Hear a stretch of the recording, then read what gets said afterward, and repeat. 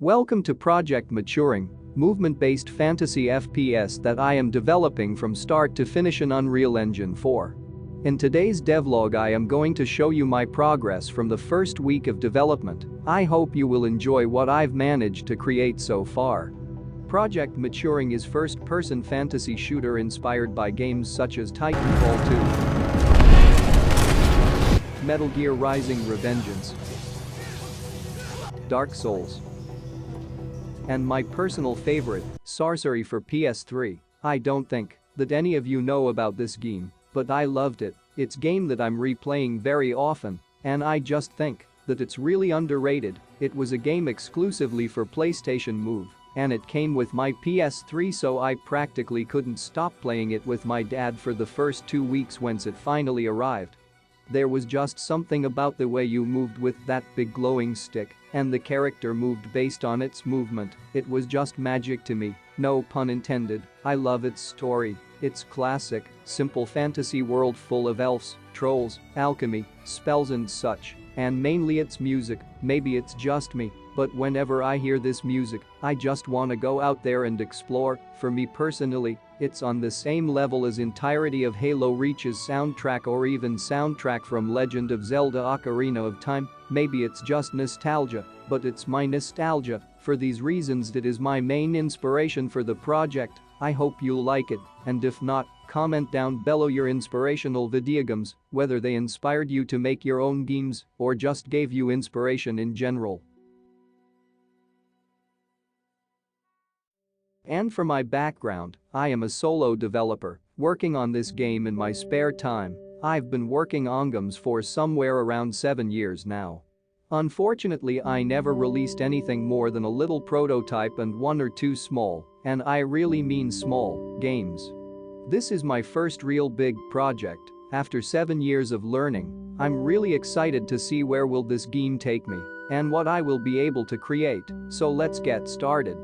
To start things off, I created basic movement system. Very simple and straightforward, you might think. It wasn't completely straightforward process. I had to create modular movement update system which would make my work of changing movement values and such quite easier, and therefore I created this, for now small function. The way it works is that movement is divided into states, such as walk, sprint, etc. Then it checks every frame whether or not movement values should be updated by checking which buttons are currently pressed or which functions are currently running.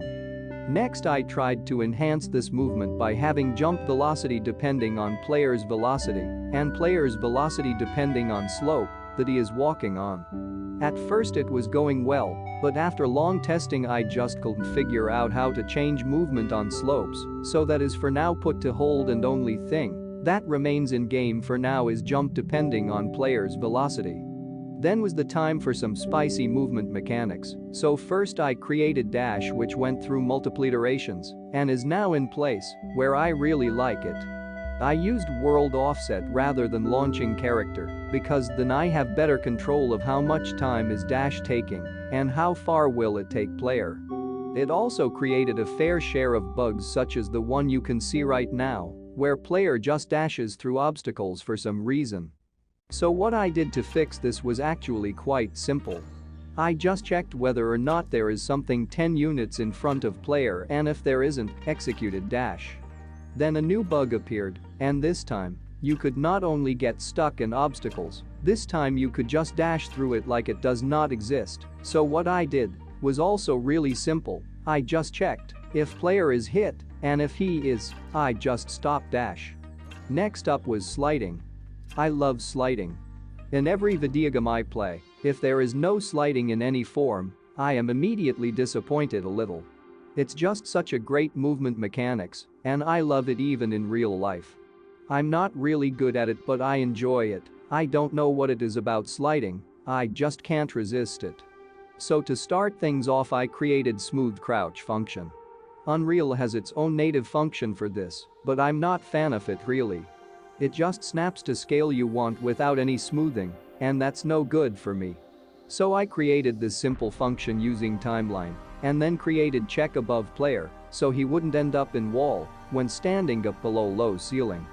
Then I made it so when you go to crouch, While sprinting you start sliding whilst crouching. I made this movement the same way I did dash using world offset. This time surprisingly without any bugs.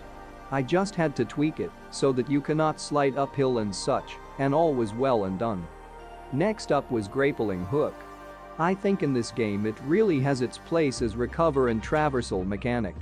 I'm not a huge fan of completely free grappling hook with which you can grapple wherever you want. I don't think it's bad, it's just not my cup of tea. I like more restricted styles such as in Sekiro, or not so restricted such as in newest Spider-Man, so that's what I wanted to recreate. I found this awesome tutorial by Lewis Filford, which was a great baseline and easy to follow. I had to change quite a few things though, for it to function the way I envisioned it. It was nice, but something was missing. It was too stiff. In Spider-Man you don't see it that way, probably because of its third-person camera, but in first person it really comes off as stiff.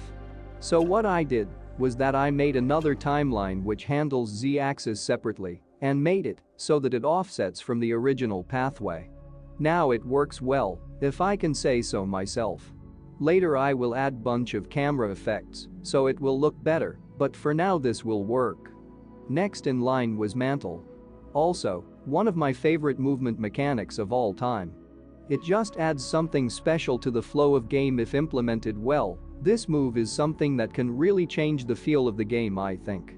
From something slow and more cinematic such as in Firewatch, to something bombastic fast and really cool, as in Metal Gear Rising: Revengeance. First I created detection system which detects whether or not there is wall. Then I had to create checks for different obstacle geometries. This was little harder, but eventually I did it correctly, and now it can decide whether obstacle should be climbed or vaulted over. And whether or not should player crouch to fit in. Then I just made a simple script for the movement, which took just a few minutes, and then I went on to testing it. There was one small bug, where player would just vault over really high obstacles which was happening because I didn't account for obstacle height in deciding what type of mantle should be executed. Then I decided to test all these mechanics so far and found a few things that needed to be tweaked. First of all, I found out that player can grapple even when he isn't looking at grapple location, which wasn't good, so I fixed this by checking dot product between player's camera and angle from player to grapple location. Then I tweaked things like distance from which player can grapple and such. Last but not least, I created wall run system, inspired by Titanfall 2 of course. I love that game to death. One of the most inspiring campaigns I ever played. I played through it countless times, and it still has extremely engaging movement system. So as a base I use tutorial series by Reids Channel. I really recommend him. He helped me learn many new, more advanced mechanics, and he is just great. It was an awesome baseline, but I had to add a lot of additional stuff, tweaks and such. For example, I added gravity or upwards velocity once you stick to wall, so now it's a whole lot smoother and I can decide what is the maximum length of a wall run. Then I noticed something that I really did not like. So, in this version of wall run, you can wall run even if you're practically looking directly on wall. What I did to fix this issue was that I calculated dot product of where player is facing and where the wall run direction is going. This means that now I can limit how far player can look while wall running. Thank you for watching this video. If you liked what you've seen so far, click on subscribe and notification button. In the background you can see some concept art that I made for the game so far. I hope you like what you see. In the description is link to my personal Instagram where you can follow me. I post my newest drawings there from time to time. I hope you'll like what you see. So, see you in the next one.